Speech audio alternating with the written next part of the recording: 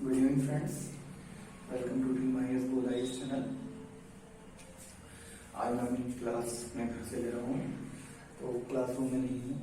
देखिए, मैंने अभी तक सब आप लोगों को पढ़ा दिया है। आप लोगों को मैंने ज्योग्राफी का पोर्शन पढ़ा दिया है। सारा ज्योग्राफी का पोर्शन मैंने आप लोगों को यूरोप में तक पढ़ा दिया। यूरोप मैप तक हो चुका है हमारा। अब हम लोग पढ़ रहे हैं, आज हम लोग इस टाइम पर हम लोग पढ़ रहे हैं पॉलिटी।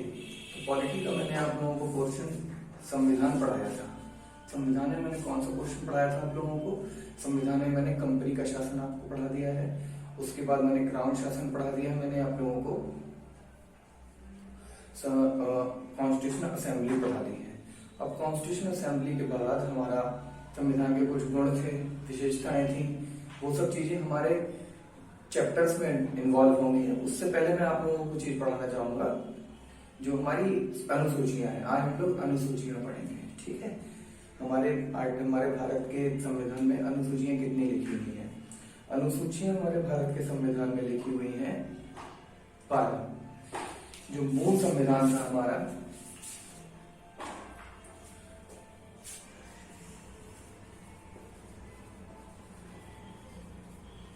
फंडामेंटल कॉन्स्टिट्यूशन,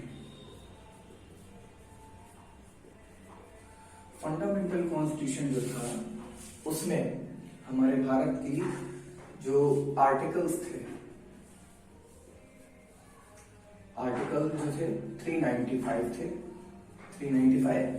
और जो हमारी स्केड्यूल्स थी, मतलब शेड्यूल्स कितनी थी हमारी? आर्टिकल्स मतलब अनुच्छेद।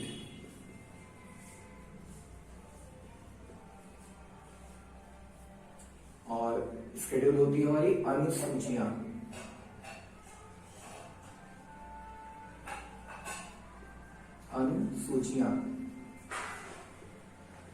अनुसूचियां, ठीक है। और एक होते हैं हमारे, ये शेड्यूल हो गए। अनुसूचियां, अनुसूचियां हमारी कितनी हो गई थी? 12। और एक होते हैं भाग, संविधान के भाग, पार्ट्स। पार्ट्स कितने थे हमारे? जो कॉन्स्टिट्यूशन हमारा बना था तो 22 भाग थे। इसमें 22 भाग थे। 395 जो कॉन्स्टिट्यूशन है हमारे फंडामेंट, हमारे अनुच्छेद है। अनुच्छेदों को तो आप लोगों को पढ़ना ही पढ़ना है, क्योंकि इसमें तो आपका जो हम पूरा पढ़ाएंगे उसमें टोटल हमारा 395 अनुच्छेद आएंगे, ठीक है। स्केड्यूल जो है 12 स्केड्यूल है। तो 12 स्केड्यूल को समझने के लिए हमें इनको समझना होगा कि 12 स्केड्यूल है कितने, है कौन कौन सी, ठीक है। तो आज हम लोग स्केड्यूल के ही ऊपर बात करेंगे, ठीक है। 12 स्केड्यूल जो हमारी हैं उनके बारे में पढ़ेंगे। शुरुआत में जब बनी थी तब, सॉरी, यहाँ पे शुरुआत में जब बनी थी तो केवल 8 थी। इसके बाद 4 को और प्लस कर दिया गया है। कितनी प्लस कर दिया गया है? 4 को। तो इस टाइम पे हमारी अनुसूची कितनी हो गई है? 12 हो गई है। 4 को और इन्वॉल्व कर दिया, मतलब 9, 10, 11, 12।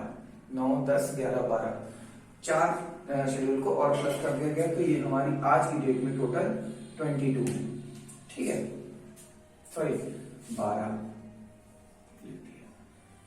ठीक है, 12 है हमारी। तो अब हम लोग पढ़ेंगे अनुसूचियां सारी, ठीक है। सबसे पहली अनुसूची है हमारी, अनुसूचियां पढ़ेंगे, ठीक है। अनुसूचियां,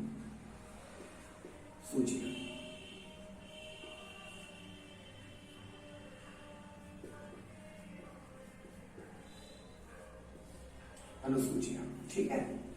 अनुसूचियां मतलब स्केड्यूल, स्केड्यूल्स पढ़ेंगे हम लोग, ठीक है। तो सबसे पहली अनुच्छेद आती है, पहली अनुसूची आती है, पहली अनुसूची।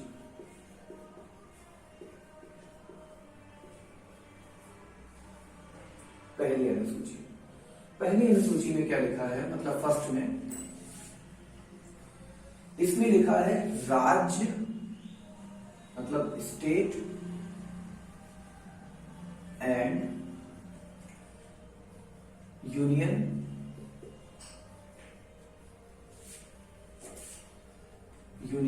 टेरिटरीज।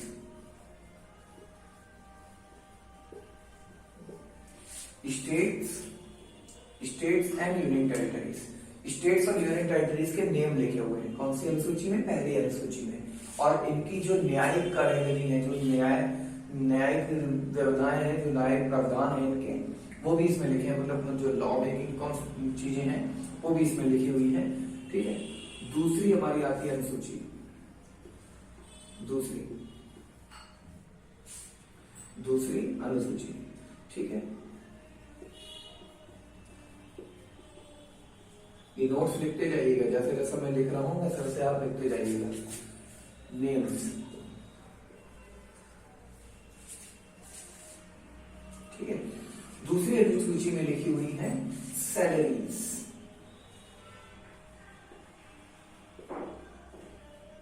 ऑफ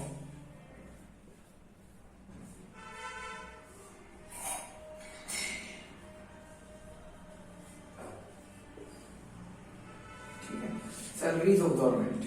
मीन्स गवर्नमेंट में जितने भी लोग हैं उनकी सैलरीज मतलब किनकी सैलरीज?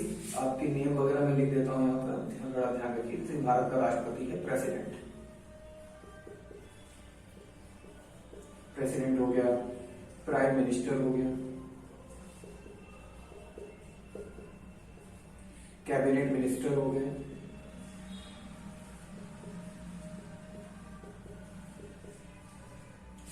और हाई कोर्ट,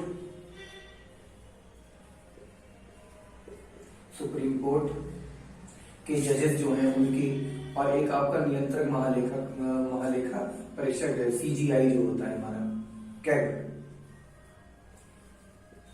ठीक है। सीएजी। इसकी इन सब की जो है क्या है, हमारी सैलरीज वगैरह जो है यहीं से दी जाती है। दूसरी अनुसूची में सैलरीज किसकी कितनी सैलरीज बनती है, किसको कितना सैलरी दिया जाएगा, कितने भत्ते दिए जाएंगे, कितनी चीजें दी जाएंगी, क्या क्या इनको प्रोविजन दी जाएंगी, क्या क्या फैसिलिटीज दी जाएंगी, वो सारी चीजें इसमें लिखी हुई है दूसरी अनुसूची में। उसके बाद आता है हमारा तीसरी अनुसूची।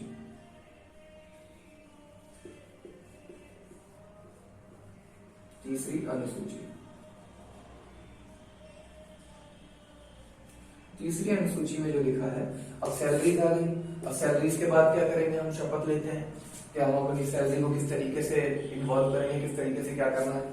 तो इसमें देखिए याद करने का तरीका है। जैसे शपथ तो ये लेते हैं कि संविधान को किस तरीके से चल रहा है, संविधान की कौन कौन सी चीजों को हमें पालन करना है, कैसे कैसे पालन करके चलना है। ठीक है। सारी चीजें इसमें लिखी हुई है। मैं बस आपको याद करने का तरीका बता रहा हूँ कि इंसान के पास जो सैलरीज आ जाती है तो वो क्या करता है, वो शपथ लेता है कि मैं अपने घर का खर्चा या अपनी चीजों का किस तरीके से, इस पैसे का किस तरीके से इन्वेस्टमेंट करूंगा। ठीक है। तो इसमें आप लोगों का pledge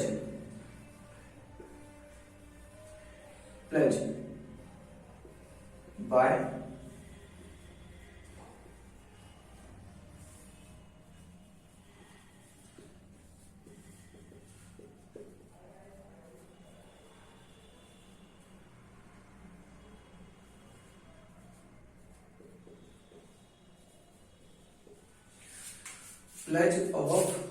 pledge by government officer and serviceman. जो उसमें जितने भी हमारे भारत में हमारे कॉन्स्टिट्यूशन में जो प्रेसिडेंट है, प्राइम मिनिस्टर है, कैबिनेट मिनिस्टर है, हाई कोर्ट का, सुप्रीम कोर्ट के जजेस हैं, ठीक है, कैग है, इन सबकी जो शपथ है वो कौन दिलाएगा और कैसे ली जाएगी, और शपथ में क्या क्या लिखना होगा और क्या क्या बोलना होगा, वो सारी चीजें इसमें इन्वॉल्व की जाती हैं।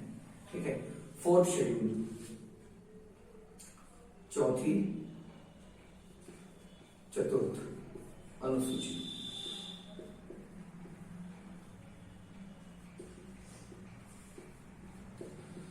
चौथी अनुसूची क्या है, ये यहाँ पे मैं हिंदी में लिख रहा हूँ, आप लोग इसमें देख लीजिएगा। यहाँ first schedule, second schedule, third schedule, fourth schedule डाल लीजिएगा आप लोग। ठीक है। मैं इंग्लिश में लिख रहा हूँ बस यहाँ पर। Pledge by the government officer. और यहाँ पर क्या है, इसमें दिया गया है seats of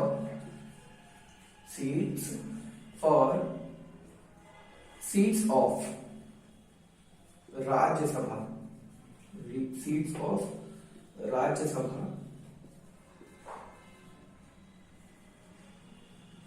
for seats of Rajya Sabha for state and union territory.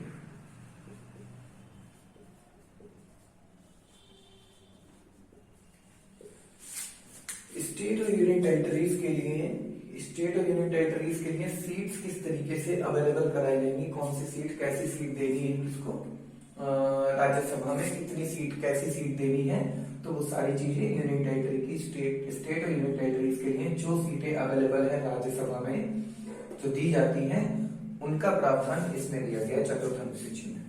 उसके बाद आती है हमारी फिफ्थ मतलब पांचवी,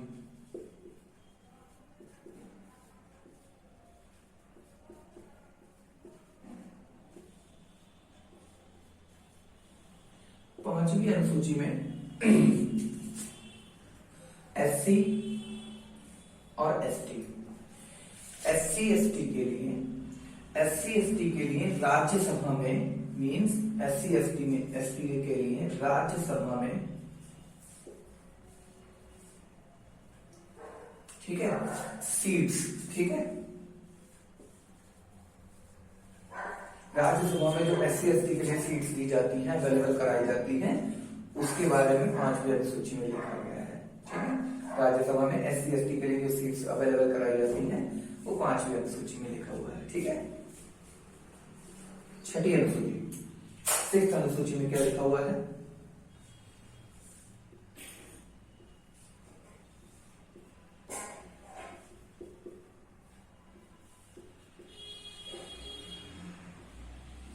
छठी अनुसूची, इस अनुसूची में क्या लिखा हुआ है, इस अनुसूची में लिखा है कि 4 राज्य हैं हमारे north eastern, means north eastern राज्य हैं हमारे। नॉर्थ ईस्ट कहां पड़ता है आप लोग जानते हैं, ये देखिए ये जो वे है हमारा, नीचे साउथ पड़ता है ऊपर नॉर्थ पड़ता है, ठीक है, ये ईस्ट होता है और ये वेस्ट होता है, तो इसको बोलते हैं हम नॉर्थ ईस्ट, क्या बोलते हैं, नॉर्थ ईस्ट, इसको बोलते हैं हम लोग साउथ ईस्ट, इसको बोलते हैं हम नॉर्थ वेस्ट, इसको बोलते हैं हम साउथ वेस्ट, ये सब आप लोग जानते हैं। इनको बोलते हैं डायरेक्शन और इनको बोलते हैं सब डायरेक्शन, इनको बोलते हैं डायरेक्शन दिशाएं और इनको बोलते हैं सब डायरेक्शन, प्री दिशा मतलब जो होती हैं हमारी दिशाएं होती हैं, ठीक है। तो देखिए हमारा भारत इस तरीके से बना हुआ है ये, ठीक है, ये आया हमारा इस तरीके से, ये देखिए, ठीक है, इस तरीके से हमारा भारत यहाँ तक जाता है, ये नेपाल आ गया यहाँ पर, ये हमारे जम्मू कश्मीर। अब देखिए ये हमारे राज्य यहाँ पर जो पड़ते हैं ये है यहाँ पर त्रिपुरा, ठीक है, और इसके ऊपर यहाँ पर मेघालय, त्रिपुरा मेघालय मिजोरम, ठीक है, त्रिपुरा मेघालय मिजोरम, और यहाँ पर जो पड़ता है असम, ठीक है। कौन कौन सा, त्रिपुरा,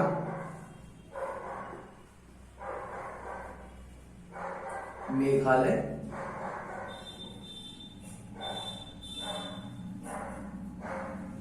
असम और मिजोरम। त्रिपुरा मेघालय असम मिजोरम, इनके लिए जो स्पेशल स्टेट का दर्जा इनको दिया गया है वही स्पेशल स्टेट का दर्जे की बात छठी अनुसूची में कही जाती है, छठी अनुसूची में इनके स्पेशल दर्जे की बात कही जाती है, ठीक है। इसके बाद आती है हमारी सातवीं अनुसूची, सेवेंथ,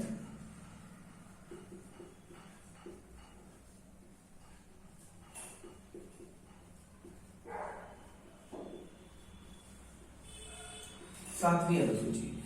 इस सातवीं अनुसूची में जो है, सातवीं अनुसूची में हमारे स्टेट और सेंटर के रिलेशंस की बात कही जाती है, रिलेशंस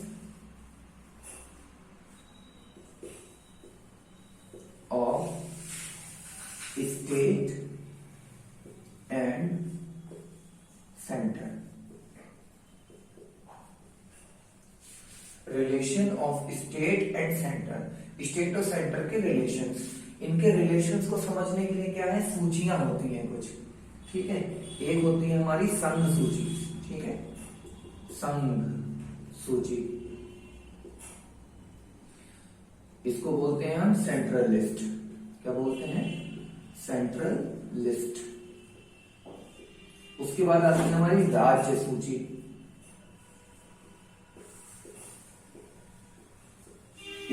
लिस्ट, ठीक है, स्टेट के लिस्ट। एक होती है, इसमें क्या होता है संघ सूची में, संघ सूची में जो सेंटर को जिन वर्क जिनको जिन जिन कामों को देखने का केवल और केवल सेंटर के पास जो है वो प्रावधान है, सेंटर ही कर सकता है उन कामों को, तो वो संघ सूची में लिखे हुए हैं। और जो राज्य है, राज्य के लिए बने हैं, ठीक है, उसको राज्य सूची में लिखा गया है। और एक सूची और आती है जिसको बोलते हैं समवर्ती सूची, समवर्ती सूची। समवर्ती सूची जो है इसमें इसको हम बोलते हैं कॉनकरेंट लिस्ट, कॉनकरेंट लिस्ट, कॉनकरेंट लिस्ट। समवर्ती सूची में सेंटर और स्टेट दोनों जो काम कर सकते हैं उसके बारे में कॉनकरेंट लिस्ट में लिखा है। जैसे शिक्षा होता है ना, शिक्षा का काम संघ सूची भी कर सकती है, राज्य सूची भी कर सकती है, तो दोनों कर सकते हैं, इसलिए शिक्षा को समवर्ती सूची में लिखा गया है। शिक्षा के लिए जो भी प्रावधान होते हैं वो इसमें रख लिया जाता है संघ सूची में, ठीक है। जैसे बजट हो गया, बजट को तो दोनों ही पेश करते हैं, संघ भी पेश करता है, राज्य भी पेश करता है, ठीक है, तो समवर्ती सूची में आ जाता है, ठीक है। अब सेवेंथ हो गई हमारी शेड्यूल। 8th शेड्यूल देखिए, 8वें नंबर की शेड्यूल। 8th शेड्यूल जो है हमारी 8वीं अनुसूची।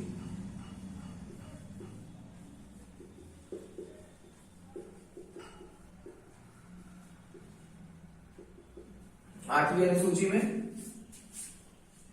22 भाषाओं को बताया गया है, ठीक है, 22 लैंग्वेजेस।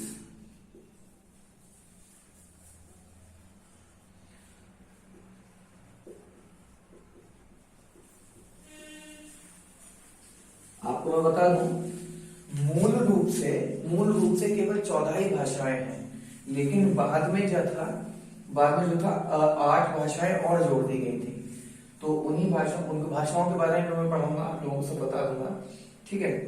तो इसमें 22 लैंग्वेज हो गई थी, मूल रूप से 14 थी, आज की डेट में 22 लैंग्वेजेस है, ठीक है, 22 लैंग्वेजेस है। उसके बाद हमारा 9th शेड्यूल आती है। इसमें 9th शेड्यूल में क्या बताया गया है, 9th शेड्यूल में बताया गया है, लिख देता हूं मैं, 9वीं अनुसूची।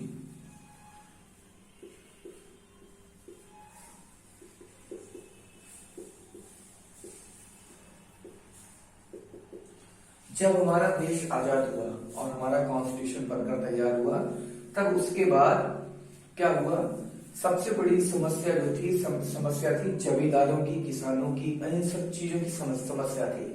तो उस टाइम पर किसको कितना लैंड एरिया दिया जाए, किसका क्या ऐसा था। अगर उस टाइम पर यह सुधार ना लाया गया होता, यहाँ पर लाया गया था भूमि सुधार, मतलब लैंड रिफॉर्म लाया गया था, भू सुधार लाया गया था। वो इस भू सुधार की बात की गई है इसमें किया गया है लैंड रिफॉर्म की बात,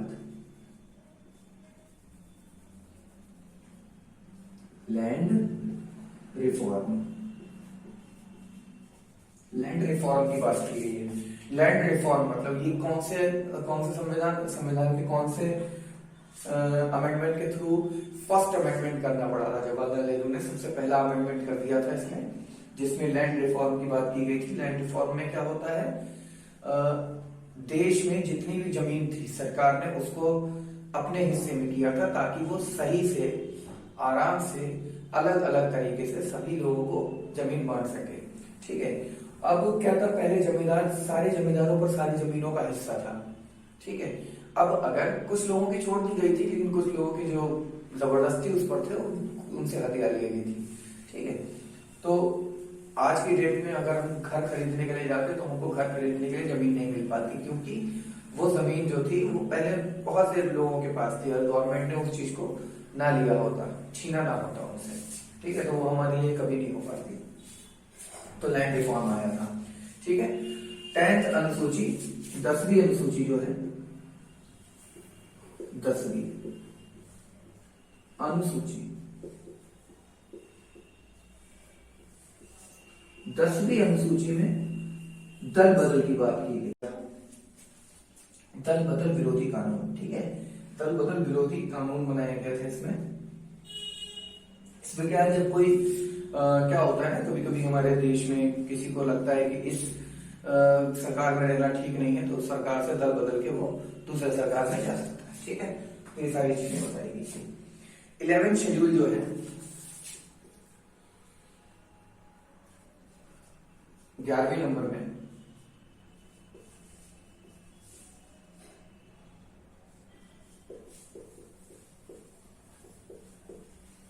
ग्यारहवीं अनुसूची में क्या बताया गया है, 11वीं अनुसूची में पंचायती राज,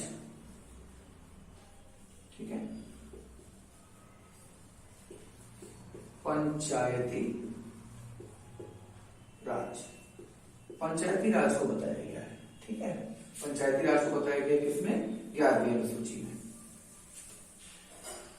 पंचायती राज मतलब होता है जो हमारी थर्ड लेवल की, तीसरे लेवल की जो सरकार होती है नीचे। फर्स्ट लेवल पे क्या होता है, हमारा सेंटर होता है, उसके बाद स्टेट होता है, उसके बाद हमारी जिला स्तर की आती है। जिला स्तर में ही पंचायती राज को गिनाया जाता है, ठीक है। 12th नंबर जो है हमारी 12वीं अनुसूची,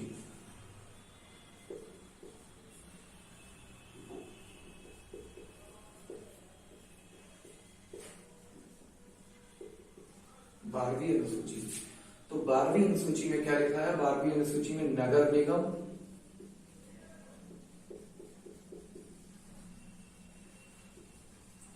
और नगर पालिका,